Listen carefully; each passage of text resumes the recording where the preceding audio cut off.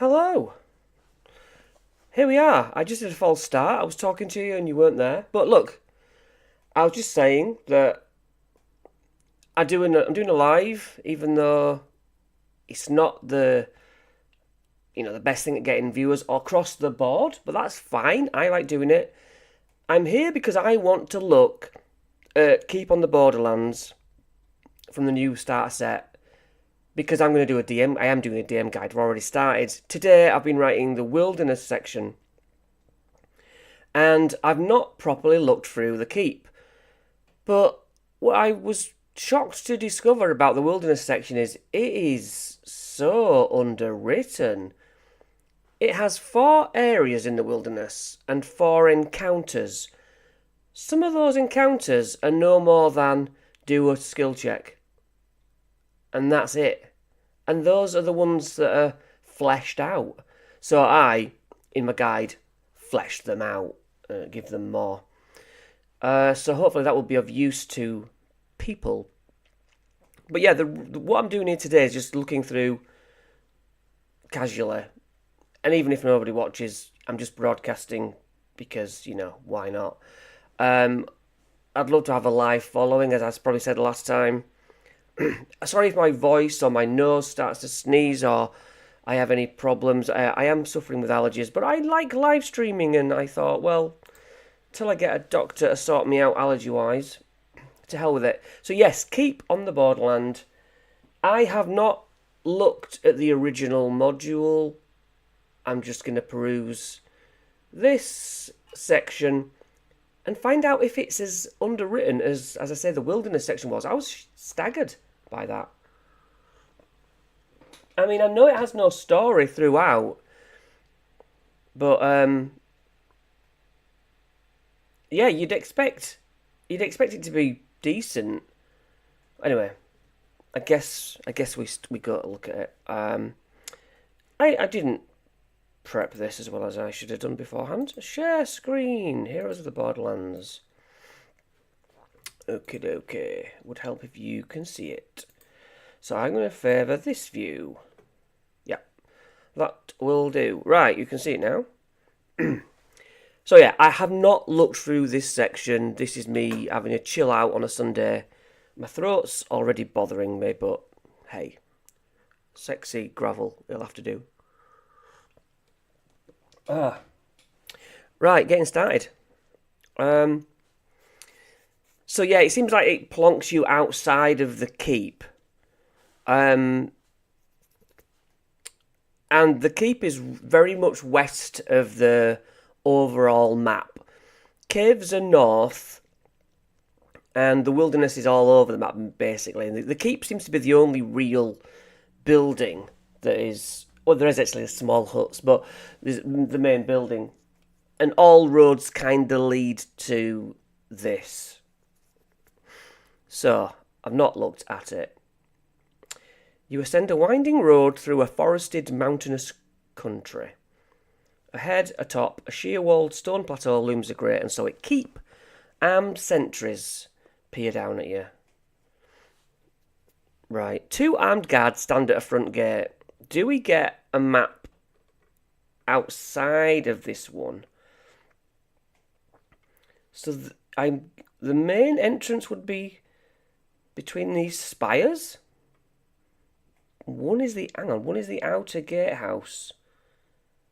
14 is the fortress. Am I at the wrong end? 3, 2.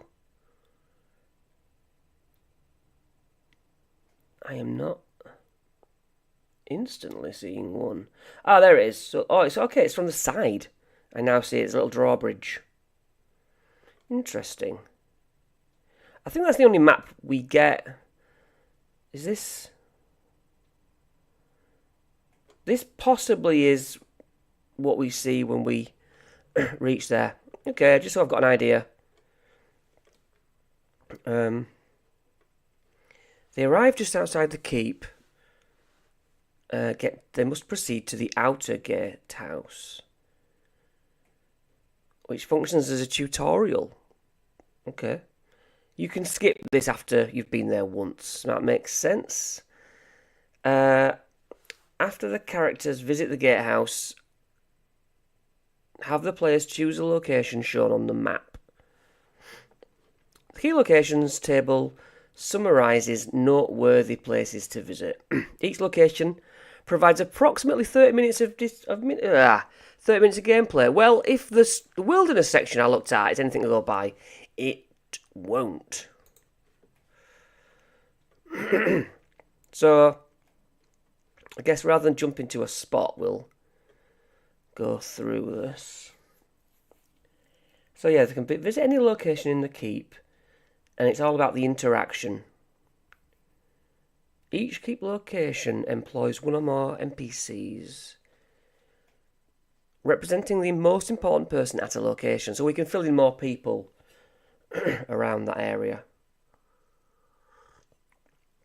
The map isn't to scale, but you can use it to track. Okay, it's not to scale. I understand that. Yeah, that's useful enough. Now, yeah, we have NPC cards with this, which I presume we're going to see in the digital version as well. This services, rooms for rent, goods for sale. It's the marketplace in a castle. And there's little gold piece tokens that we get with the set, which are quite nice.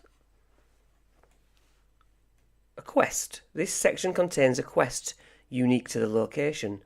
Most take place in the keep, so it really is an adventure within the keep. But I do believe somebody gives quests outside of the keep as well.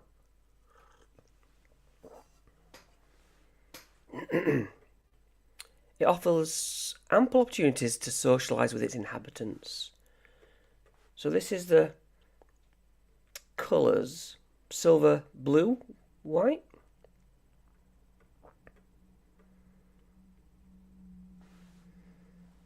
At your discretion, characters who antagonise peaceful members of the keep might attract attention of the soldiers.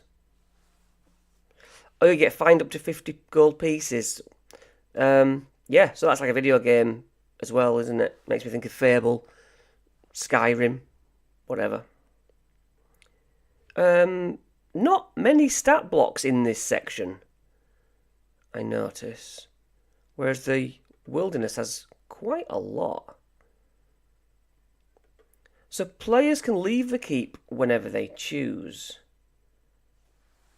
As they accumulate treasure and advance in level, they might return to spend their wealth because it's where the shops are. They rest. Interestingly, you can only long rest in the keep. Now, I think I should probably show you, if you haven't seen it, the full world map. And I do that by going to the adventure. Do I not? Or is it in wilderness? I was in the wilderness section earlier. Okay, so here is... There's a trail running east-west. The keep here. Now on the player's map, it's not at all shown. I don't know if you can see that. Oh, you can see that. But very small. It's basically got no words on it, is what I'm trying to say. An unlabelled version. So you've got the keep, and all the rest of the map is the wilderness section. And then the Caves of Chaos right at the top. And in all this area, there's no long rests. Which isn't very D&D rules, is it? You can normally rest where you want. So I find that a bit peculiar to say, you can't do that. And of course we can overrule... Is it loaded? Of course we can overrule these rules, but there's a few things like that where it doesn't really follow on to the actual game that a new person would be playing. And I think that's a little confusing, to be honest.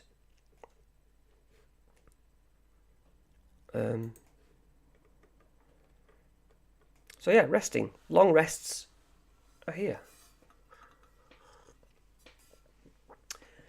They can leave the keep, come back to the shop, follow up on previously undertaken quests. Right, advancement in the wilderness is if you go to each of one area in each of the 4 sections. That is a long time to become level 2, considering you just have to kill a few beasties and you should be level 2. But the characters don't gain levels in this section. It's interesting things like that. It's like, what if you killed everybody in the keep? You don't gain a level. It's just these little tweaks. In this box, this is how resting works. And in this box, this is how levelling up works. So the outer gatehouse that the players is their first stop. And the guards greet outsiders, watch for potential threats, and allow entrance.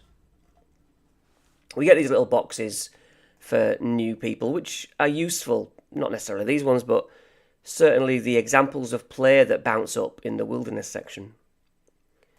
You've got 2 towers flanking an archway, a gatehouse that has a wooden drawbridge and a steep ditch. So the bridge is currently shut and you have to get your way in. Hail, do you bring peace or trouble? I mean, peace.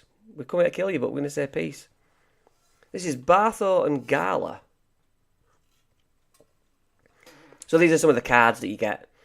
And you'll notice it just says stat block guard. I don't know if the guard's stat block will be on the reverse of these actual cards, because I don't have the physical yet. That is another story.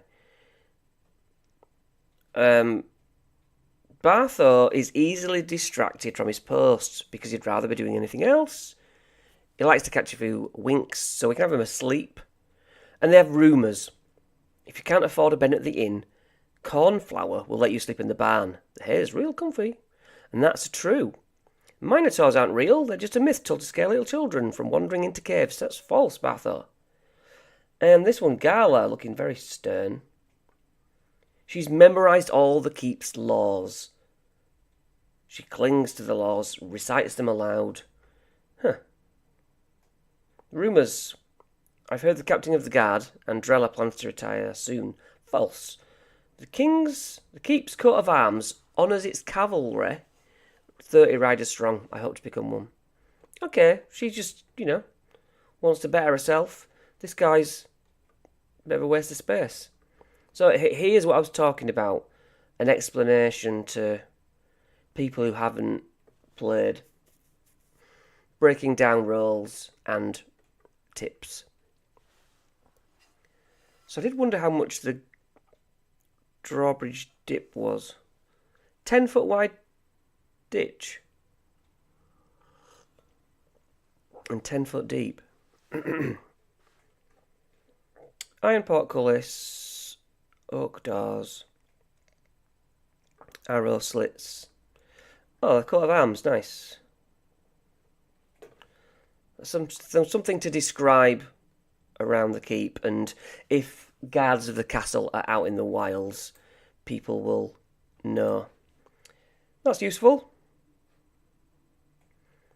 So the gatehouse lowers the drawbridge and it usually remains raised night and day.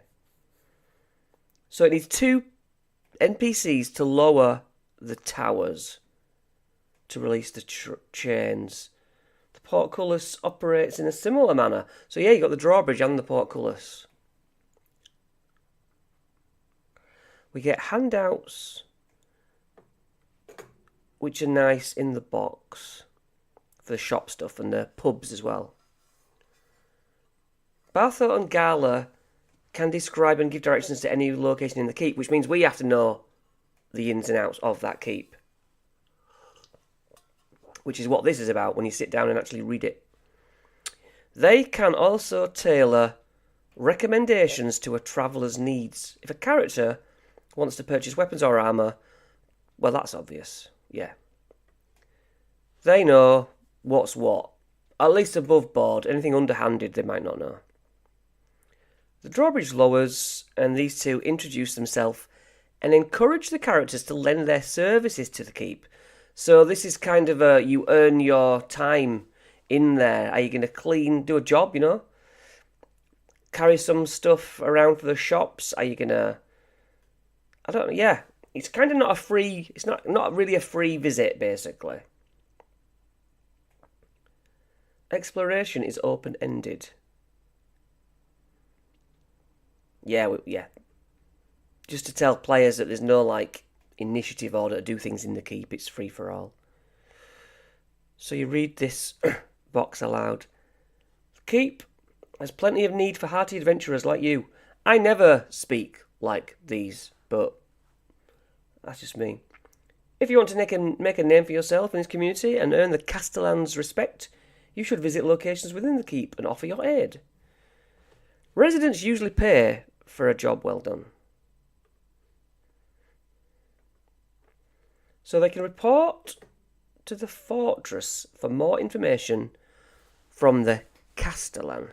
Castellan? Whatever. Each location in the keep offers a quest. Alright. And there's quite a few locations then. I noticed. Now, Bartho the guards here have orders to help out around the keep between shifts. We already found out that Bartho's a lazy so-and-so. Bartho claims he must rest instead to stay sharp when he's on duty. He pulls the characters aside and asks them to complete quests around the keep. So he shirks his way out of working. I guess you could reveal that to the Castellan as well. After 3 quests around the keep, Bartho gives them 5 gold pieces. That's not a lot. I think I would have to up that for my players. But yeah, they have a little pop-out gold pieces, tokens in the box set. So that was the guard post. Inside we get to the barn. Do we need to look at the location each time? We might. The barn. Area 2 was over here. So, okay. Yeah. So we know that this is not an exact replica of the size of the map it told us.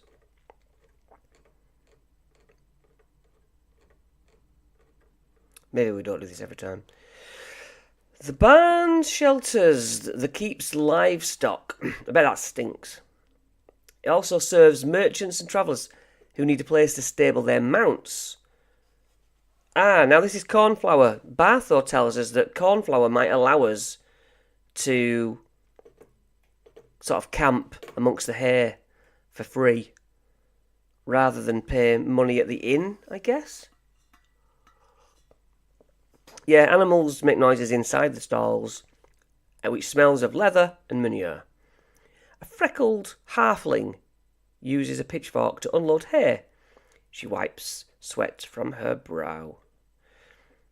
Isn't afraid to get her hands dirty. Good for you. Best friends, loves animals. Likes to use animal idioms. Busy bee, chicken out, hold your horses. Nice little NPC twist. So our players know exactly who they're talking to. So that's down to you to remember. But it's easy that, isn't it? Animal woman, animals. Did you know animals have all sorts of special glands? Giant fire beetles are like glowing cave lanterns. Isn't it amazing? Nature amazing. Alright, the tamaracks are overrun with giant spiders. There are 2 giant spiders, and probably dealt with quite quickly, to be absolutely honest. You can put 6 mounts in here. These animals, places to stay in the hay. And they offer the following services. Once a day, the characters can assist Cornflower with chores. Collect freshly laid eggs. Done that. Next day, feeding and grooming the animals. Then milking the cows and goats. That gives you 3 jobs. I'm sure you can easily come up with more of those. Cleaning out the pens. You get a gold piece for that. Dairy products sell. A pail of milk or cheese. Hit the hay. Yeah, she allows people to stay here for free. And they're not going to just run into that second. That place is quite deep in the keep. Quest. Billy Goat Wrangling. She might say, hey, you know what, I need some help. Last night, I left the goat pen unlocked. All the goats are gone. I'm sure they're still within the keep, but I need to tend to the other animals here. Make sure no others get loose. Would you track down the missing goats? Now, in my wilderness guide, I did say about there's an extra adventure I put on it about finding goats, so maybe this will be repetition, but you don't have to change. If you use mine one, you can change these to cows or vice versa. But Cornflower offers the characters 1 gold piece for every goat they bring back. The number of goats equals the characters, so they can't just constantly farm 20 goats. So they're scattered throughout the keep. You roll a d12 for each missing goat. Yeah, that's the map. That's where they are. Okay. It's another little job to do. I would probably just wing that. I'd probably every now and again I'd say, oh, there's a sheep. Oh, there's 2 sheep. You see them both go different ways. You know, I'd just tick them off. That's not something I really need to concentrate on. And when they've recovered as many as the party or +1, then it's done. So I like this wisdom survival check for hoofprints in the dirt. I thought I'd track them down. Ask a passerby. Yes, I like that. That is good. But obviously, where one's seen, it might not be next time they go looking for it. When the characters arrive at the location, they find it grazing and can coax it back. I guess if you could do a stealth check and an animal handling, and if you don't get both, you either startle it early or it headbutts you and runs off. Private apartments. Residents and long-term visitors rent apartments in the building. Oh, so we've got the complex's most notable resident is also its landlord, crotchety jeweler, who invests in gemstones. So we're probably going to have to trade with this guy at some point.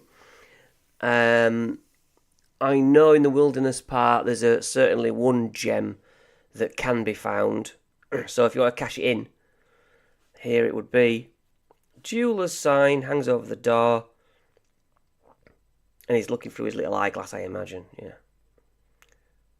That must be what a lupe is. Lenk the human jeweller. He appraises gemstones, spots flaws. Pessimist. Your money isn't safe at the bank. I hear a burglar broke in recently and stole every last coin. I didn't steal it, actually. Wrong.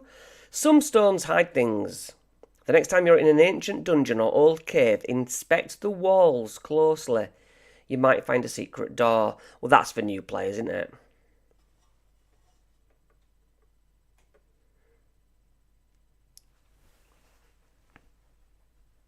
So each 2-story apartment has a stove, small drawing room, bedroom and a storage area. Better than sleeping in the barn. A large barrel holds clean water. I was wondering how much the characters can rent an apartment for 100 gold a month. Now, they get given in the wilderness section, which is going to be before this section, presumably. Get given about 30 gold. Can find some goats. Still not 100. That's quite pricey. But he can appraise the gems that they find. All the gems in this adventure are worth 100, yes. The one I saw was. It's easy to do, isn't it? Easy to remember. After detailing the services he offers, Lenk tells the characters he's exploring a new line of business. Oh, there's bandits along the trail and the occasional thief here. I plan to sell strong boxes to help citizens keep their valuables safe. I have a few samples made by local crafters, but I won't stake my reputation on shoddy handiwork.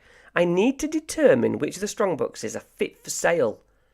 Can you test your metal on some metal? Okay. Link each hands them a locked iron strongbox and instructs them to try pilfer its contents. So you can smack the hell out of it. It's AC 19, 5 health points. Yeah, destroys the box but not the contents. Picking the lock, someone has thieves' tools. Prying open the lid is a different check. Or other methods might mage hand, probably not. There's 5 gold in each box, apart from the... Oh yeah, 9 contents. If you break into them... But how many are they not going to get into? Lenk grouses about the box's poor craftsmanship. If all the boxes were thwarted, Lenk pays each character 1 gold as a consolation and says there are nobler skills to master than thievery. Okay, so maybe someone's going to fail the check and then it's like they hit it, but it's too strong. You get 1 go. That's kind of fair.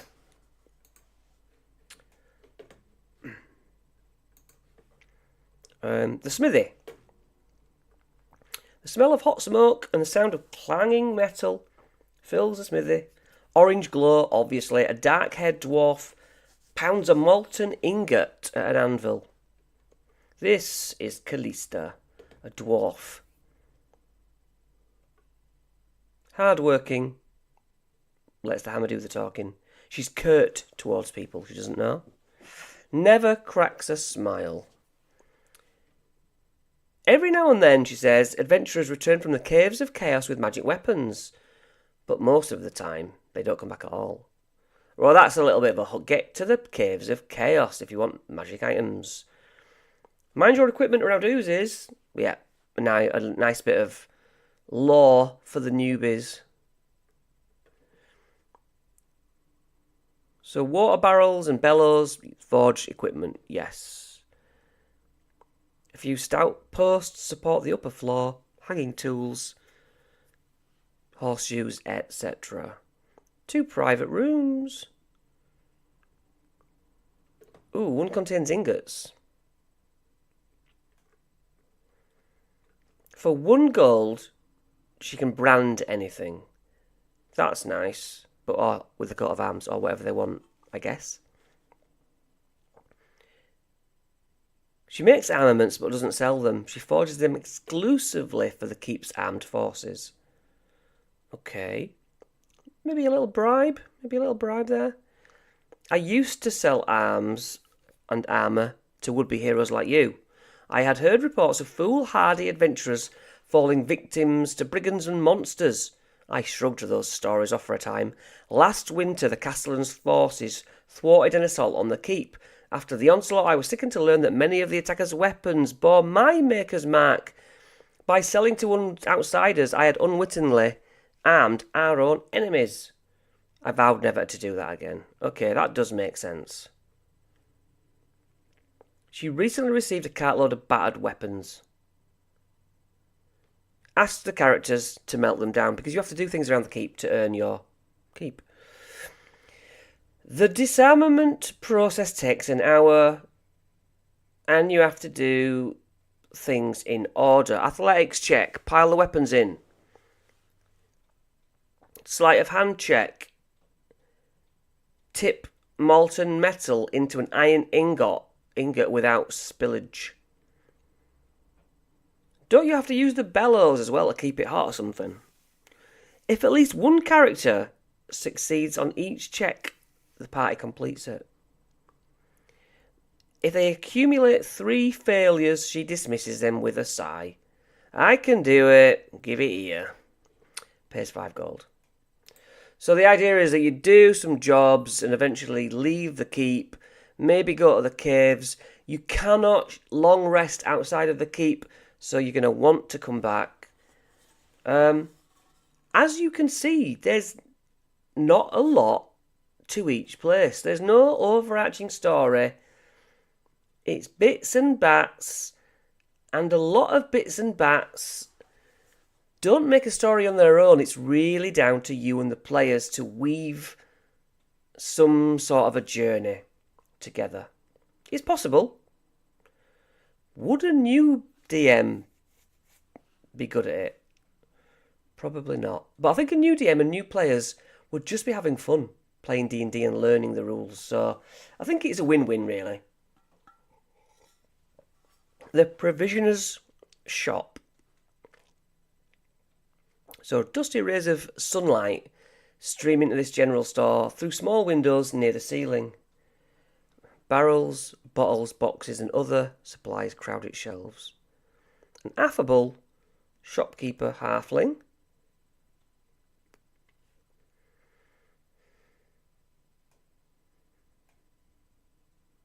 he shouts up to taller customers. I hear goblins throw wild parties. Lenk the jeweller gives a fair price for gems and precious stones. He lives in the private apartment. Okay, yeah. So he's a comedy. Maybe he's a massive drinker and he can just drink everyone under the table. And he's so short you wouldn't expect it. And he just says, yeah, the jeweller. He just asks you to tip to get you to go somewhere else. He has shelves, crates, chests, gloves, blankets, tools, trinkets, toys, and junk. A storeroom has a sign saying, warning, fire ghost, stay out. Intriguing. Here is one of the handouts. Items for sale, 25 gold for a vial of acid, 50 for antitoxin. Yeah, potion of healing's 50. Like a loot. In Dragon Heist, I always was told 1 gold is a month's wage. This is over 2 years worth of wages to get a loot. But this is going to be cool to hang up. I didn't realise that was a crease in the actual design. I saw the unboxing on Game Masters and thought, oh, he's got a creased one. Or he's already creased it. And I was fooled.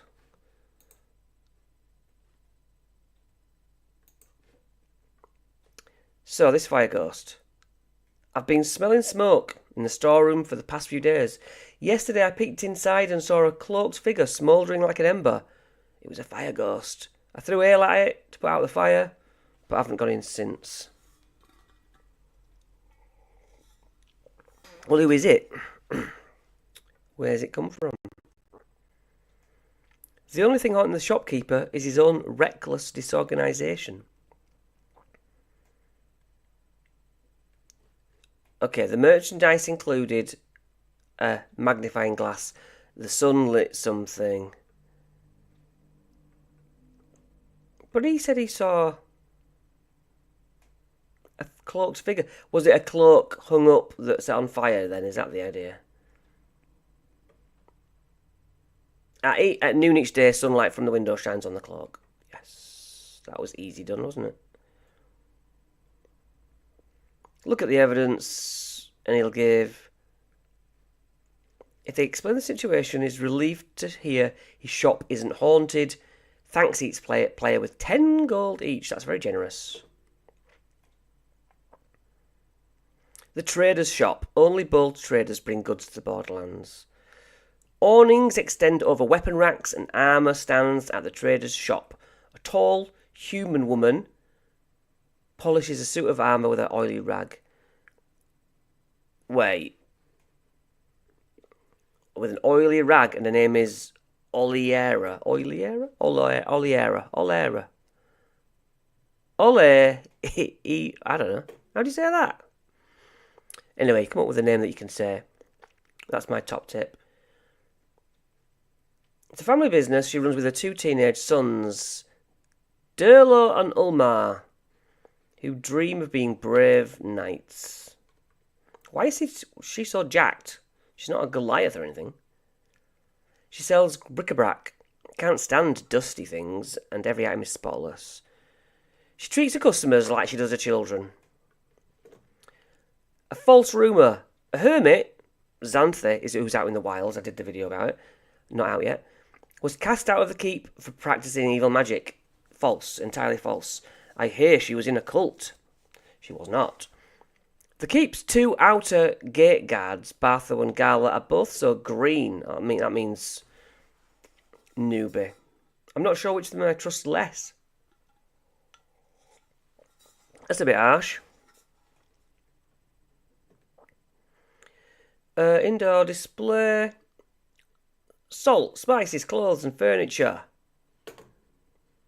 Weapons. Armour. So she puts them out when she's open. Suits of armour on armour stands. So this is what got me. A lute is 35 gold. A spear is a single gold. It's still got, it's still a crafted item. I just think the prices are off. 10 spears for a shield. I don't know. Just seems weird. But another handout, good to have.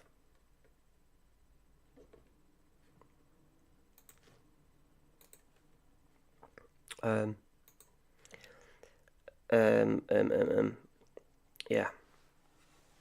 So as they browse her wares, she offers them a gold piece to unload a wagon while her sons are off watching soldiers train.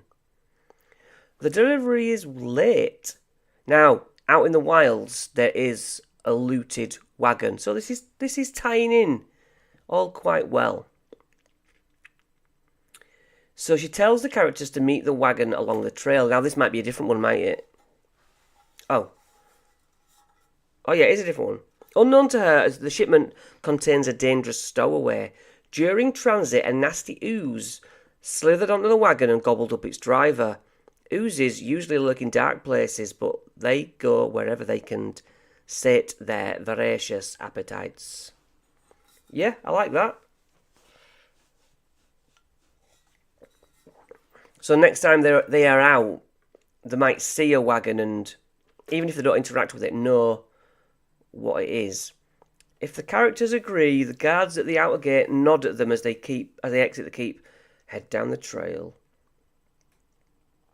You find the wagon standing in the middle of the trail with no driver in sight. Some of the crates in the wagon glisten wetly. So this is the second empty wagon on the trail. A grey ooze glob lurks within the abandoned wagon. The ooze seeps from the supplies, squelching. You roll initiative. Combat, yeah. Can we go straight to this proper stat block? Get off. So it's a small ooze. Yeah, it's a glob. It's a piece of ooze. Okay. It's corrosive. So yeah, it is grey ooze related. Fine. After defeating the ooze, carting the goods is straightforward work. She's shocked to learn of the ooze. She or her sons could have been seriously harmed. She'll give them 5 gold pieces. They can chip away at earning some coin by doing tiny little things. Nothing that exciting, though. The bank. It's a one-storey bank, sports a teller's window with a drop-down counter. A bespectacled halfling woman in a silk tabard sits behind the glass, and the other one is a guard. Quink. Miserable.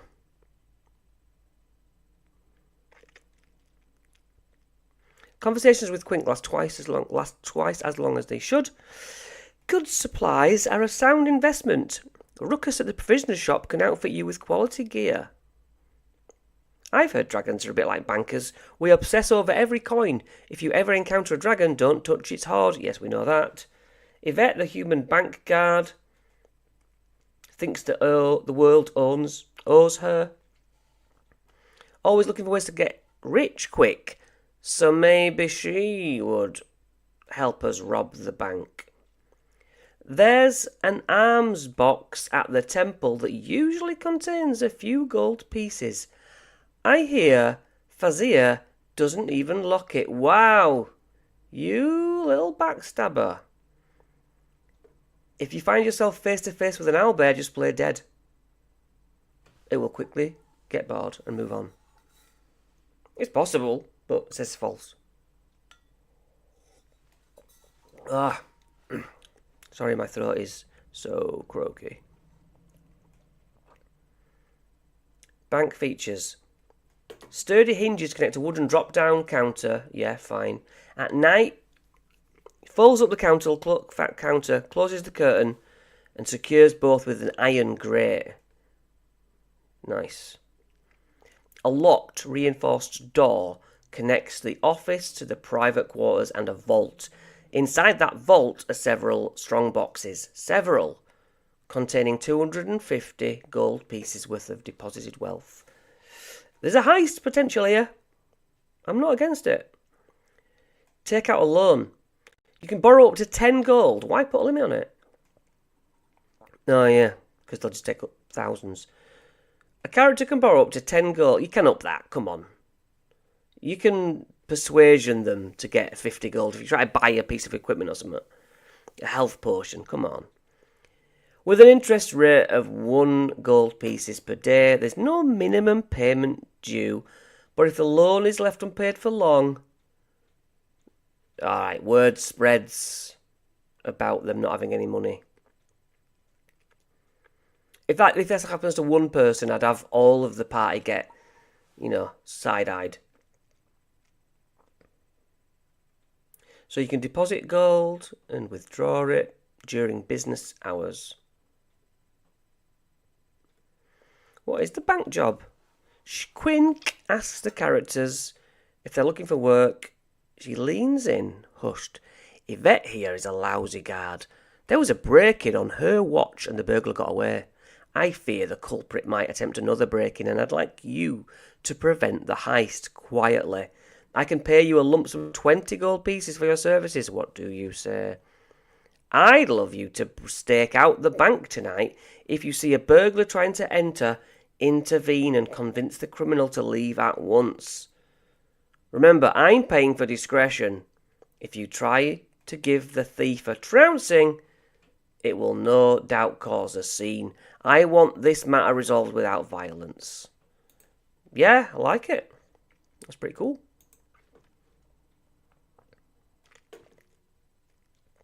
That night, a masked thief stealthily approaches the bank's door, attempts to pick its lock.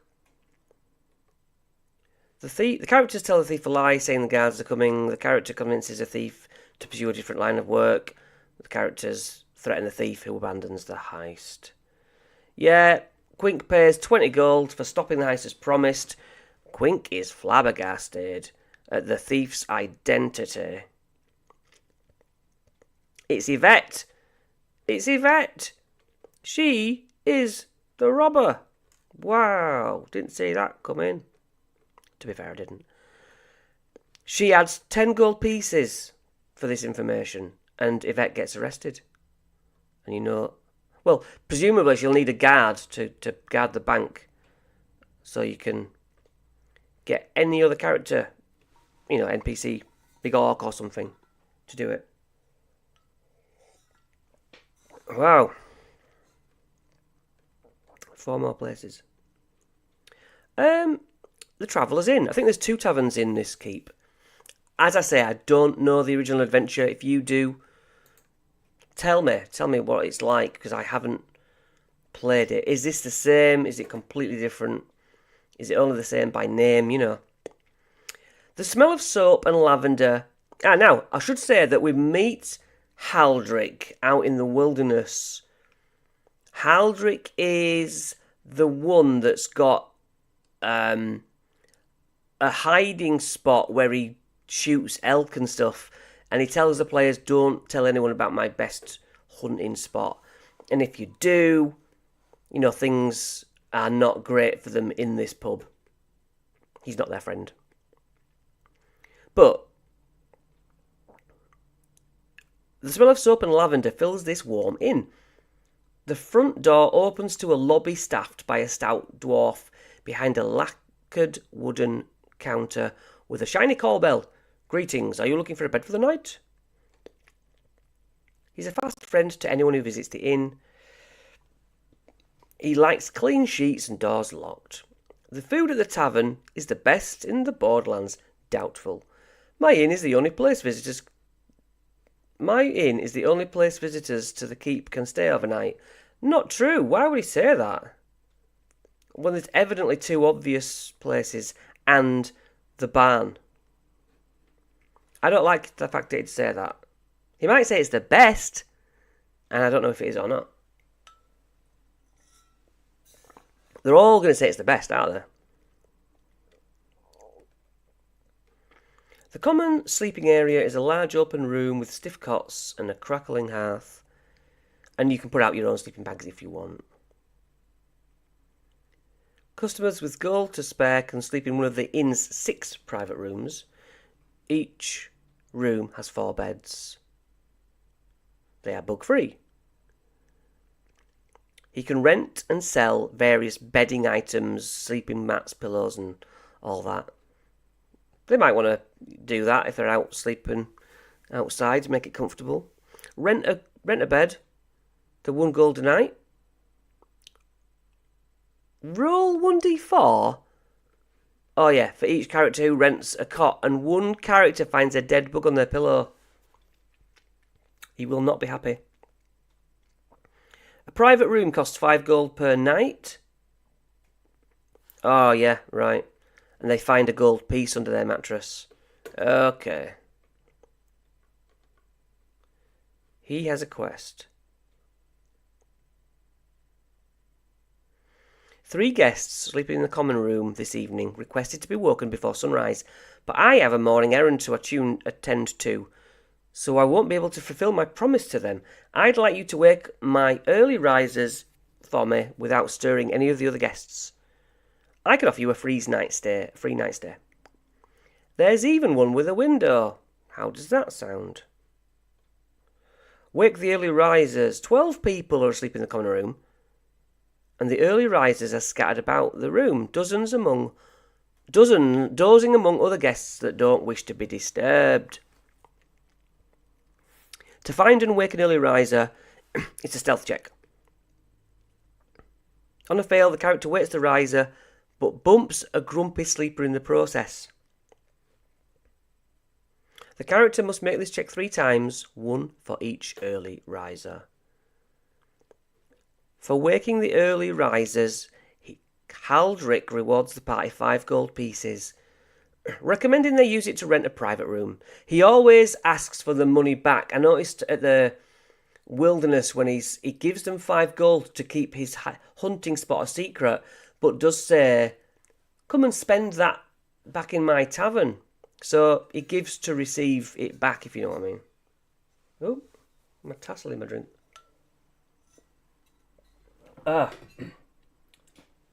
Well.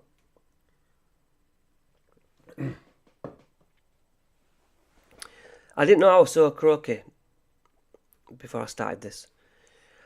The tavern, dubbed the Drunken Dragon because this is the other place. What was that? That was also a tavern. Traveller's Inn. Okay, that's a pub with rooms. This is just a tavern. What? This tavern caters to... Is this more like a... this hosts a nightly drinking game. Is this the one that's a bit more down market? The aroma of cooked mutton, fresh bread and stiff ale wafts from the tavern's doors. Retired soldiers, chatty merchants and weary travellers dot the tap room. Oh, there's a stage. A human man in an apron. Welcome to the Drunken Dragon. What can I get ya? Now this is the dad of... it's the uncle of a girl we meet out in the wilds. and she says, "Oh yeah, my dad runs so and so. He serves drinks, food, and gossip."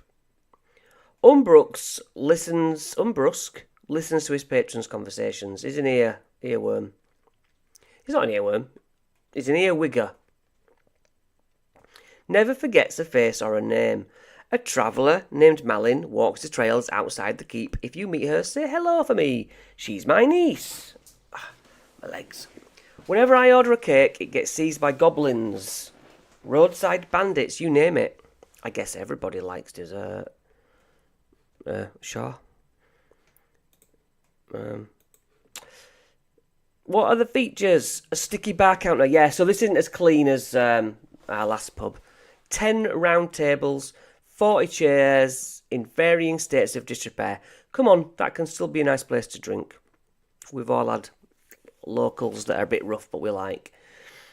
In addition to hired cooks, Unbrusque's staff includes patrons who couldn't pay their tabs. They all work in a cramped, greasy kitchen behind a swinging door to the bar. Okay. There's no formal vetting process for who can use the stage. I like this. I do like the idea of a bard-off or a joke-telling competition. So pretty much everything's 1 or 2 gold. I like the fact we get a menu. That's just nice. It can't be a nice handout. Buy everyone a drink. It's 20 gold pieces for everyone in there. And you have advantage on charisma. Oh, that'd be good. So yeah, you can swing the room in your favour. Solicit rumours. Once a day, a character in the tavern can make a persuasion check to glean a rumour from the bartender or a chatty patron. Roll on the tavern rumours table. Briark is a goblin phrase that means we surrender. No. The keep's banker, Quink, has been having trouble with break-ins recently. Yes. For the right price, the outer gatehouse guards will let anyone into the keep. No. Callista, the keep's blacksmith, doesn't forge weapons anymore. Yeah, she makes them for the military. Chug Champion. Oh yeah, you know what's happening here, guys. To play Chug Champion, called Chuggers, you line up at the bar, pay 5 gold each to receive 3 pints of ale or non-alcoholic cider. But they have to drink it as quickly as possible. Each round is a DC 12 con save to quaff the pint in one go. Making me thirsty. On a fail, the characters drink too slowly and he's eliminated from the Chuggers. Otherwise, they proceed to the next round. A character who succeeds on all 3 saves wins the game. Use magic, use your trickeries, and you're good to go. If multiple characters succeed, compare the results of those Chuggers' last saves, rerolling any ties. The character with the highest result places first, second, third. Win 25 gold. Also, this first, second, and third. So you win some money back. Guild House. Read it, boy. The Guild House offers membership to merchants and artisans. Okay, this is a bit poshy. Well-oiled oak beams crisscross the high ceilings of this stately guild house. Quiet murmurs and the sounds of crafting echo among workshops. A staircase ascends to a modest library. A human woman in a wheelchair emerges from the office. It's great that she's in a wheelchair. You know, inclusive. It's 2025. Torin. This guildmaster helps fellow artisans get a good deal for their wares and services. Wouldn't it be funny if she were awful? Torin says smart things and always has the last word. Castellan Winval is the ultimate authority in the keep. Okay, I didn't know his name or her name was that. Or her name, I said. The Borderlands are home to all sorts of trades, musicians, mercenaries, treasure seekers, spies, even monsters can have a profession. My advice, pay them what they ask. That all went over my head, I didn't really listen. to myself. Torin oversees the guilds from a polished oak desk in an office with a private elevator. The guild holds the largest collection of books and scrolls. And what services do they offer? They can hire an artisan to customise their equipment. I like this. Emblazon a shield with a symbol of their choice. Or embellishing the binding of a spell book. 5 gold pieces per piece of equipment. I always think it's good when your players get to customise their stuff. At all. I'm especially fond of putting a magical item in another item. What do I mean by that? I have a quarterstaff and I want this wand of magic missiles to be embedded in it. All in favour. Love it. The library contains books on history, magic and creatures of the Borderlands. For a gold, a character can spend 1 hour researching in the library. I never like the 1 hour thing. It just never comes up in my game. Oh, you're going to unblock that tunnel. It takes an hour. Like everyone else, they want to do other things or quick things. And they're all just around. I don't like putting an hour on it, is all I'm saying. The next time the character takes the study action relating to the subject, they have advantage on the intelligence checks. You can just do that sort of thing as you decide. I know it's got rules for it, but I don't let that bog me down. I recently received a shipment of tempestuous magical scrolls.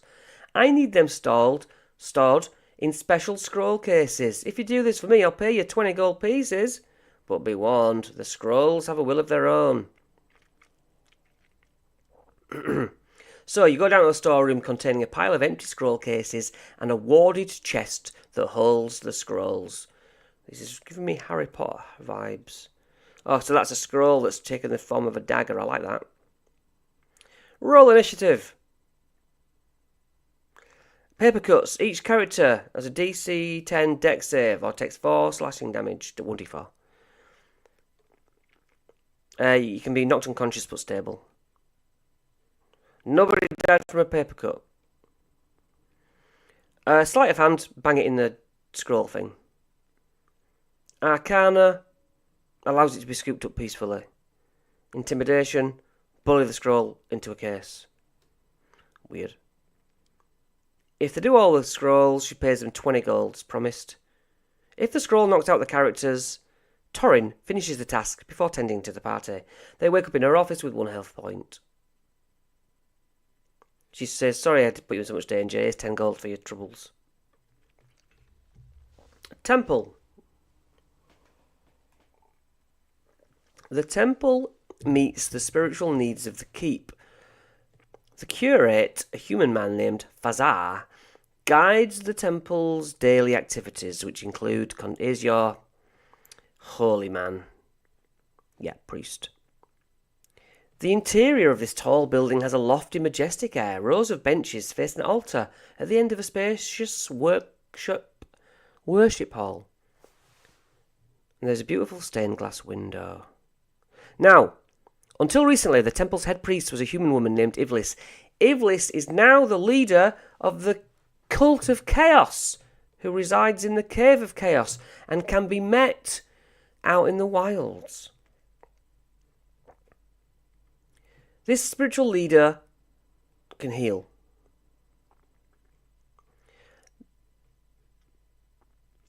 The keep's former priest, Ivlis, left a collection of books on all manner of subjects, even occult rituals, yes. After anyone entering the inner bailey is bound to cross paths with Shannik, Sergeant of the Guard.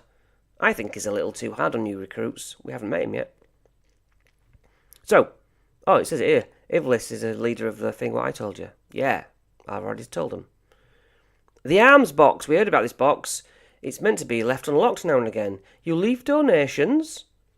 1d8 gold pieces. The box is unlocked. A character who steals for it has disadvantage on d20 deck. Yeah, it's cursed by the gods that it's for. Fazia delivers sermons from the altar each dawn. There are 2 spare rooms, and they're not worth mentioning. Okay, what do they do? The services. You can get a flask of holy water. What is it? Healing? Just a healing. Yeah, he does some magic stuff. Well, that's good to know. 2,000 gold. Whew.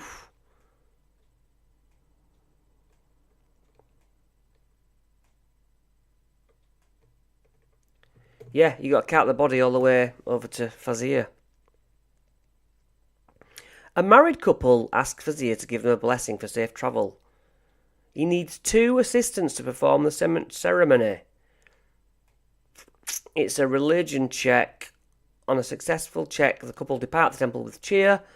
On a fail, the couple postpone their trip, uneasy about what their journey might bring. Occult symbol. Who's defaced the temple with a strange symbol?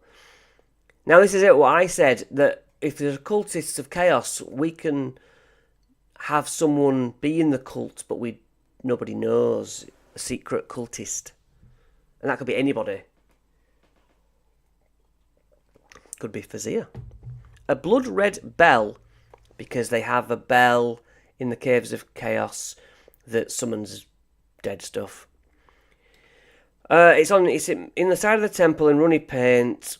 Inspecting the symbol, and you realise it's the bell, which is the mark of the cult of chaos, an omen of future turmoil. Fazir finds the revelation deeply troubling. He washes it off, but its stain on the priest's mind lingers. Fazir gives each character 3 gold pieces, because it's a weird number. He's grateful for their support.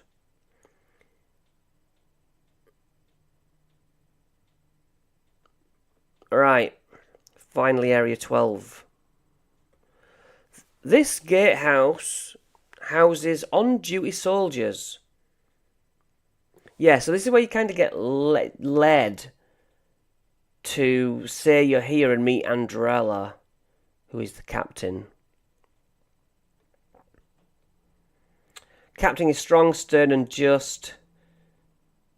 He's good-hearted and he's a leader. A dastardly bandit, Pral, who we know about from my video, accosts travellers along the trail. Apparently he's quite handsome. He certainly thinks he is. He's a bit of a self-lover. The Castellan tells me monsters are drawn to the caves of chaos. Yeah, there's just many a rumour. Go to the caves. There's monsters there, but loot. And the players are like, what did you say? Loot? And monsters? 24 soldiers and the captain are here. The doors can be barred if they need protecting. Characters who pledge to defend the keep can get uniforms free of charge. Oh, Borderlands tabard. Yes, it says there, it makes people friendly towards you in the keep.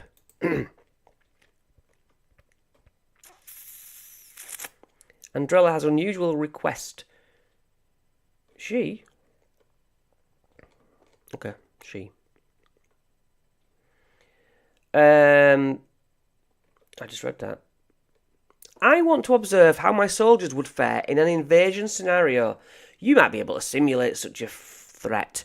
I'd like you to sneak past the guards stationed here after sunset, steal a pennant from the other side of the gate. Steal a what? As part of this exercise, you can't harm any soldiers, but I'll explain the situation if any of you are locked up. Are you up for the challenge? So 25 gold pieces if you want to do this. Use the guard stats. Slip past, scale the walls, do your thing. If at least one character reaches the pennant without getting caught, Andrella meets them afterwards. She pays the party 25 gold. And if no characters were spotted, that's 15 gold extra. And says the soldiers need to book up their ideas. Wait, there's more than 12 areas? There's more than 13 areas? I've misled myself and you. If they get locked up, she lets them out. And smugly pays the characters 25 gold pieces. The Inner Bailey. When they arrive, there's live practice combat drills. Here's Shannik, okay. Targets and practice dummies dot the courtyard, which contain a large stable with poles and hanging rings. Cavalry soldiers train on top of horseback while guards watch the area from the walls. No lollygagging!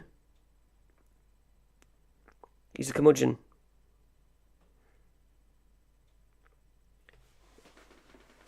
Yeah, he don't mind stepping in, this guy, if no one's up to it. He plans and actions fail to account for long-term... What? Shannix's plans and actions fail to account for long-term repercussions. An adventurer is only as good as their gear. Oliera at the trader's shop is a friend of mine. She can sell you armour and weapons.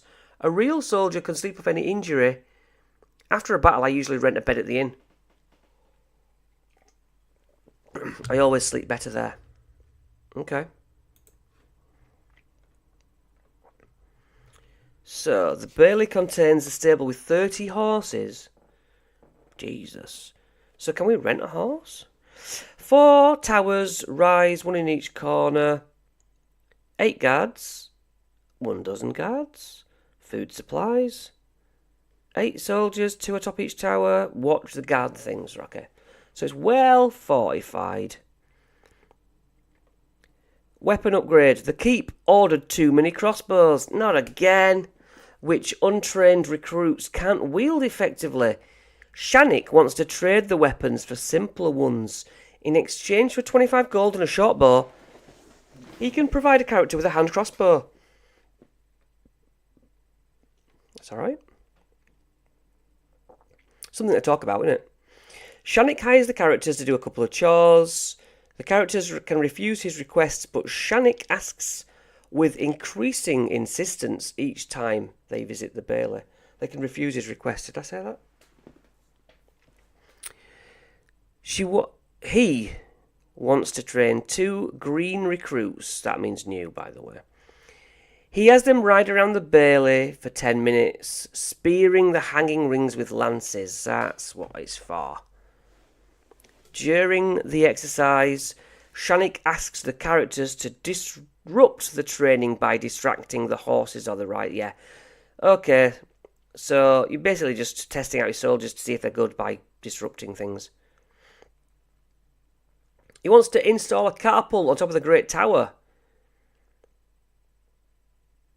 To do so, the characters must succeed on the following ability checks. Haul supplies out of the stores across the Bailey up the tower. The characters assemble the catapult according to blueprints. They calibrate it by test firing it at the outside walls. It takes 1 hour. If at least 1 character succeeds on each check, you're alright. The characters can retry failed checks, but if they get 3 failures, he says you're rubbish. Grumbles, moves on. You'll pay 5 gold a chore. You can complete each of the Shannik's chores only once. 1 and done. And he will nod respectfully at you. Right, the fortress. The castellan governs the keep from its fortress, a stone stronghold built to withstand assault. Multiple towers. 2 round towers with pointed roofs flank this tiered stronghold. Archers march along its stone parapets, watching for signs of trouble. 2 guards stand outside the fortress's iron doors. They acknowledge passers-by with stern nods.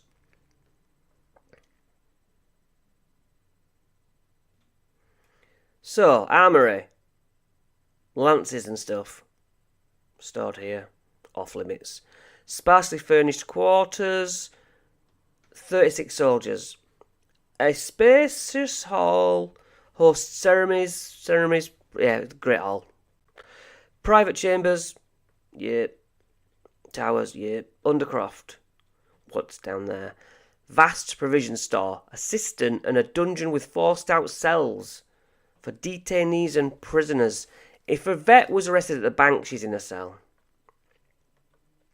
But what are the services? In times of crisis, the Castellan can muster up 36 trained soldiers from the fortress to defend the keep. During the day, the Castellan and his 2 assistants conduct business in the main building, where they hold audience with citizens and visitors. Official errands. The Castellan's scribe, a dwarf named Dwern, sits at a tiny desk in an office, documenting changes to the keep's inventory in a heavy ledger. He issues a following quest. I have commissioned a map of the wilderness beyond the keep. However, the map is sorely lacking in detail, and few are willing to brave the wilds to properly survey them. But you look like you're made of sterner stuff. If you help me finish my map by exploring the surrounding lands, I'll compensate you fairly. Now, exploring 3 or more wilderness regions gets them a large glittering gemstone, which they can trade in for money. And also, if you visit 4 locations outside, you level up, either to 2 or 3, and not any more. Dwern, the dwarf scribe. He prefers the company of books. He's read more books than anyone else. He's ill-tempered towards young people. The guild's house library boasts a modest and impressive collection of books on magic and history. There's an ancient statue somewhere in the forests. It was once the site of strange rituals. Yes, there's a cultist bunch doing some weird stuff there, releasing some laughing, invisible death thing. Alandra the Advisor, an elf woman named Alandra, operates in one of the towers. When they visit her, while Castellan Winval protects the keep from outside threats, it's my duty to preserve the peace within the walls and ensure its citizens are content. I'd like you to visit a few businesses within the keep, help their owners with any jobs they might have. I recently acquired an item of arcane significance. Assist me in this effort, and the item is yours. What, you're going to give it away? So there is a list of magic items, quite a lot, which we'll look at in a second. Sprinkled throughout this adventure is many occasions when you can come across a magic item. I think there's a lot more items than there are opportunities to get them. But let's just finish this bit. So, the elf advisor. She prefers the option with at least amount of risk when making a choice. Every night, the tavern hosts a rowdy little drinking game. It's not for me, that's true. Callista, the keep's blacksmith, doesn't sell weapons to adventure. Yeah. Winval. He's a do-gooder. The cult of chaos is an affront to all that is good. Yeah. Anyone can pledge to defend the keep. Yeah. So, Winval the Castellan is in the Great Hall and watching over people who come and want to talk to him. Your arrival is fortuitous. I've heard whispers of a nefarious cult, the self-proclaimed cult of chaos, that reportedly operates in a cave network to the northeast. I believe the source of the cult's power resides in one of those caves. It does, Isabel. These lands yearn for heroes. For the good of the Borderlands and the people under my charge, I humbly ask you to investigate these rumours, and if need be, quash this evil before it reaches the keep. Yes. Now, we've already found that somebody does graffiti on one of the buildings. So someone in this keep, and it's never said who, I don't think, is actually in the cult. The quest is its own reward. Go to the caves, will you? And if you do a certain amount of caves, you level up as well, but not beyond 3. So this is the sort of scene we're looking at. If the characters return to this location at level 3, having done all the 3 keep official quests, they receive a hero's welcome. They throw a celebration for them, and any of the PCs there might want to mingle and talk to them. And at the height of the revelry, they are given this handout. It says stuff about, I extend you my deepest thanks. You've proved yourself. As a token of my appreciation, I have reserved a chamber in the fortress for you. You can come and go as you please. It's almost like a bastion. Wow. But not. His celebration marks the end of this.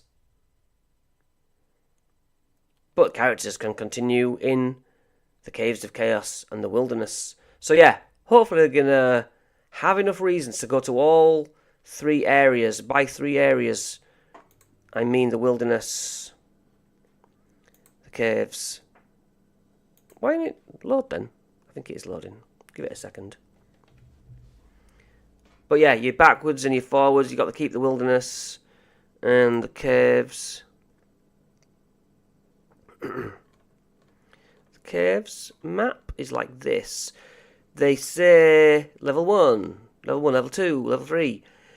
I've looked at the first couple of caves. You could just walk in here level 1, go into a level 3 cave and struggle. But yeah, look how many monsters are in the caves. But it's risk versus reward. Damn, my voice is not holding out.